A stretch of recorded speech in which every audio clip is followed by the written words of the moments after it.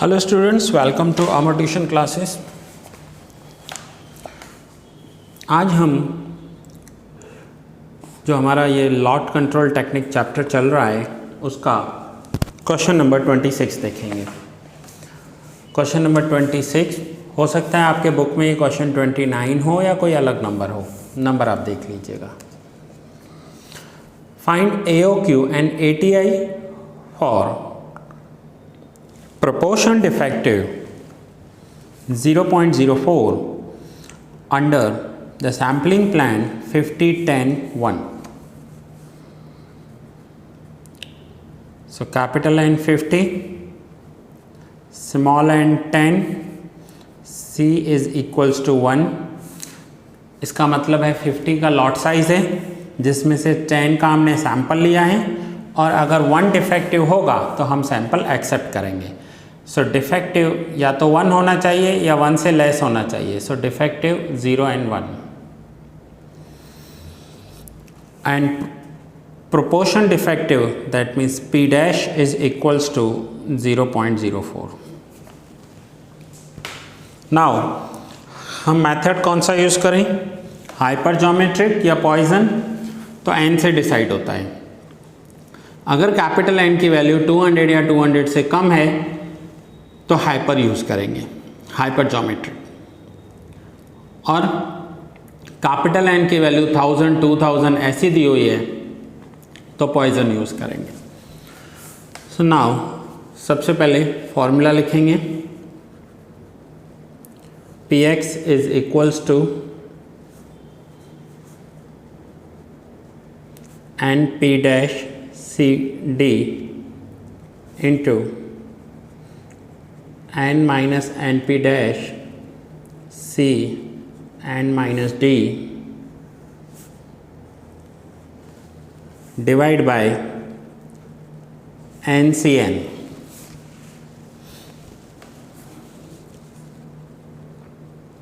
Now np dash calculate कर लेते हैं। np dash n is 50, p dash is 0.04, सो ये हो जाएगा 2। So n minus N P dash कितना हो जाएगा, 50 माइनस 2 48। इसका मतलब है कि 48 गुड क्वालिटी के हैं, 2 डिफेक्टिव हैं। सो नाउ एक बार d की वैल्यू 0 लेंगे, दूसरी बार 1 लेंगे। 2C0 into 48C10 divide by 50C10 plus, now एक बार 0 ले लिया, अब 1 लेंगे। 2C1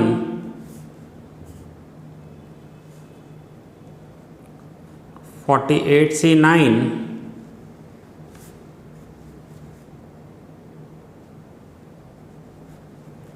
50C10।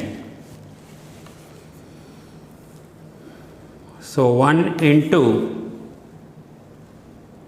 now 48C10, so 48 factorial divide by 10 factorial, 48 minus 10 38 factorial divide by 50 factorial 10 factorial 50 minus 10 40 factorial plus now 2C1 का वैल्यू 2 होगा। Now 48 factorial divide by 9 factorial and 48 minus 9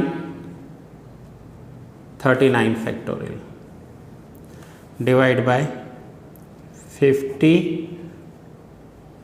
10 and 40। सो अब हम इसे सॉल्व करेंगे। ये जाएगा न्यूमरेटर में और ये यहाँ से नीचे डिनोमिनेटर में। सो 48 factorial into 10 factorial into 40 factorial divide by 50 into 10 into 38। ये नीचे आ गया और ये ऊपर।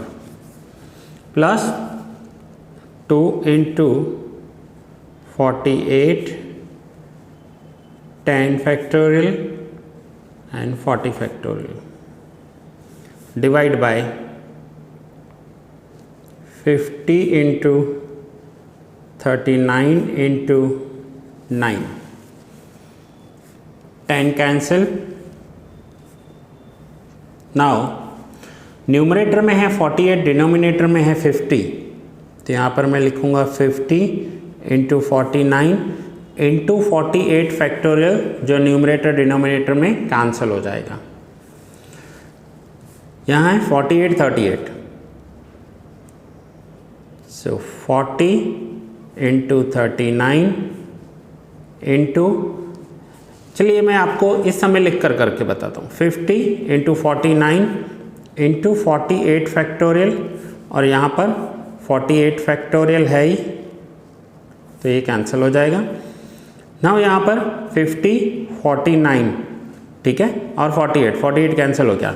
नाउ न्यूमरेटर में 40 39 38 फैक्टोरियल और 38 फैक्टोरियल नीचे लिखेंगे, सो ये दोनों कैंसिल हो जाएंगे। सो ये स्टेप हम डायरेक्टली कर सकते हैं, ऐसा ये स्टेप हम डायरेक्टली कर सकते हैं। नाउ यहाँ पर देखिए, अब मैं यहाँ डायरेक्ट कर रहा हूँ, ध्यान से समझना ऐसे। 2 नाउ 48 है 50 है, तो डिनोमिनेटर में क्या बचेगा 50 इंटू 49, क्योंकि 48 कैंसिल हो जाएगा। नाउ न्यूमरेटर में 40 है, यहाँ 39 है, सो न्यूमरेटर में 40 बचेगा, 39 फैक्टोरियल कैंसिल हो जाएगा। और यहाँ पर है 10, यहाँ है 9, सो न्यूमरेटर में 10 9 फैक्टोरियल कैंसिल। सो ऐसे करके हम डायरेक्ट भी कर सकते हैं। नाउ आइए वैल्यू निकालते हैं। 40 into 39 divide by 50 divide by 49, so value हो जाएगी 0.6367 plus 2 into 40 into 10 divide by 50 divide by 49, 0.3265, so 0.3265 plus 0.6367, सो ये हो गया 0.9632। अब ये हमारा px का वैल्यू है, ये हमारी px की वैल्यू है। हमें क्वेश्चन में कैलकुलेट क्या करना है, इसमें AOQ कैलकुलेट करना है। सो आइए देखते हैं AOQ कैसे कैलकुलेट होता है। So AOQ is equals to P dash into PX, ये इसका फॉर्मूला है, P dash into PX। So यहाँ पर देखिए आप P डैश कितना दिया हुआ है 0.04 एंड PX कितना दिया हुआ है 0.9632। सो 0.9632 इंटू 0.04, 0.038528, ये इसका आंसर है AOQ का। सो देखते हैं AOQ का आंसर क्या है 0.0385। अब हमारा यहाँ 2 आया है, 8 आया है और इन्होंने 3 लिखा है, मीन्स 8 है तो यहाँ 3 कर दिया है, मीनिंग सेम ही है उसकी। तो ये था हमारा AOQ। नाउ ATI क्या होता है, एक तो AOQ कैलकुलेट करना है, दूसरा क्वेश्चन में क्या कैलकुलेट करना है हमें ATI। सो ATI का फॉर्मूला जब हमने चैप्टर स्टार्ट किया था मैंने आपको बताया था, लिखवाया भी था, small n plus capital N minus small n into bracket 1 minus PX, ये ATI का फॉर्मूला है और ये AOQ का फॉर्मूला है P dash into PX। So now ATI के लिए मैं फॉर्मूला लिख रहा हूँ small n plus capital N minus small n into 1 minus P X. So small N का वैल्यू कितना है 10 plus capital N 50 minus 10 into 1 minus P x का वैल्यू, पी एक्स कितना है 0.9632, 0.9632, 10 प्लस 40 इंटू 1 माइनस 0.9632, तो ये हो जाएगा 0.0368।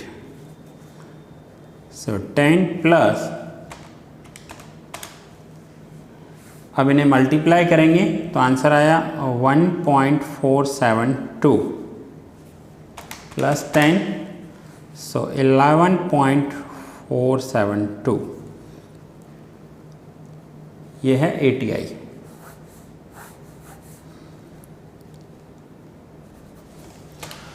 सो यहाँ पर देखिए हमने क्या किया, सबसे पहले हमने n की वैल्यू देखी तो 50 थी, तो डिसाइड हुआ कि हाइपर ज्योमेट्रिक मेथड अप्लाई होगा और वो फार्मूला लगेगी। उस फार्मूला की हेल्प से हमने px कैलकुलेट किया और px कैलकुलेट करने के बाद हमने AOQ कैलकुलेट किया एंड ATI कैलकुलेट किया। सो ये था question number 26। So that's it students, ये लेक्चर यहाँ ही पूरा कर रहा हूँ। नेक्स्ट लेक्चर में मिलेंगे न्यू सम के साथ।